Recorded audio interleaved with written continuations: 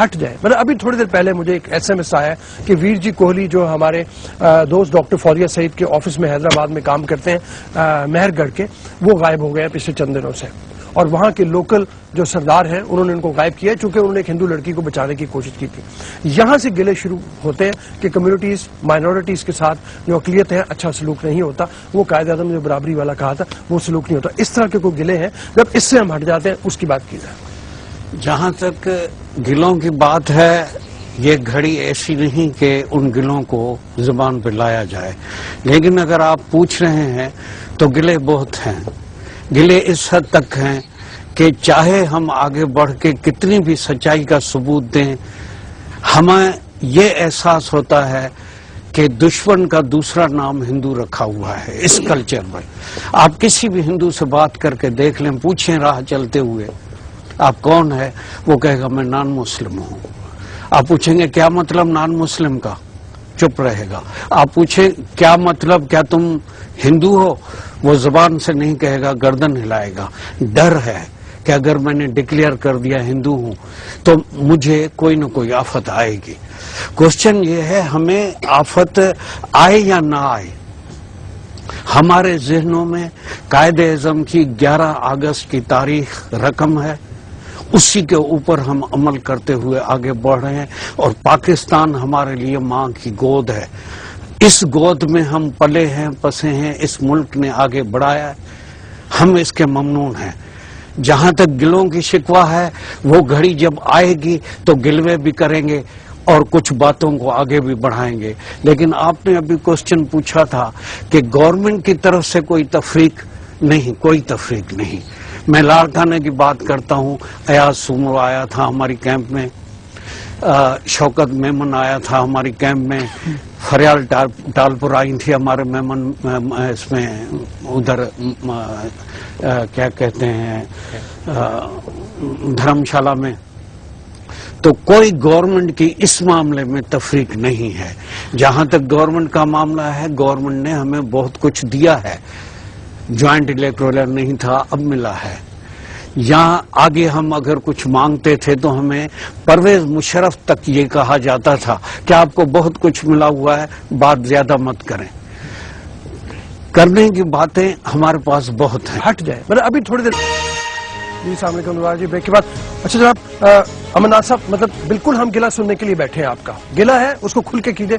میں ویسے مطلب سمجھتا ہوں کہ ہم زیادہ تر لوگ واقعی حل کرنا چاہتے ہیں. ہم سمجھتے ہیں کہ آپ اتنے ہی شہری ہیں پاکستان کے جتنا میں ہوں, آپ کو حق ملنا چاہیے اس طرح کا. گلہ کیجئے بالکل. آپ گلہ اگر سننا ہے تو میں گلہ کرتے وقت یہ نہ سمجھیے کہ میں کوئی گلہ ایک غیر ہو کر رہا ہوں, اپنا سمجھ کے گلہ کر رہا ہوں. جی, کیونکہ مجھے قائد اعظم کی 11 اگست کی وہ تقریر بھی ذہن میں حرف بحرف یاد ہے. اس کے علاوہ ایک بہت بڑی بات جو زیادہ تر لوگ نہیں جانتے, وہ یہ کہ پاکستان کا پہلا ترانہ جگن ناتھ آزاد سے قائد اعظم نے لکھوایا تھا. وہ 2 سال 1 سال تک چلتا رہا, اس کے بعد حفیظ جالندھری صاحب نے لکھا.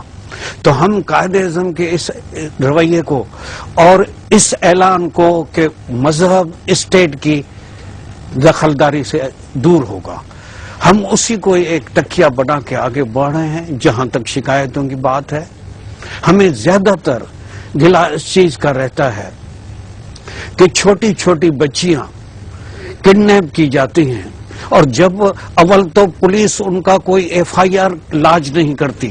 مجھے یاد ہے میرا ابھی ایک بیان چھپا تھا کہ کم سے کم 20-25 لڑکیاں کڈنیپ ہو رہی ہیں, خاص کر کے سندھ کے اندر, کم عمر کی, اور ان کو کنورٹ کیا جاتا ہے.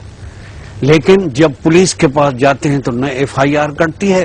اگر کسی 5-6 کی FIR کٹ بھی جاتی ہے تو جو اس کا حشر ہوتا ہے, خدا معاف کرے کہ میں کورٹ کی عدالت میں دیکھتا رہتا ہوں, C کلاس میں کیس کر دیا گیا, کڈنیپنگ کی گئی ہے, تھانے پہ نکال کے لڑکے کو اور لڑکی کو لایا گیا ہے, 1 دن 2 دن اس کو بٹھایا گیا ہے, اور بٹھانے کے بعد قبول اسلام کی سند لا کے سامنے رکھی جاتی ہے کہ اس نے تو اسلام قبول کر لیا, کوئی گناہ نہیں ہوتا.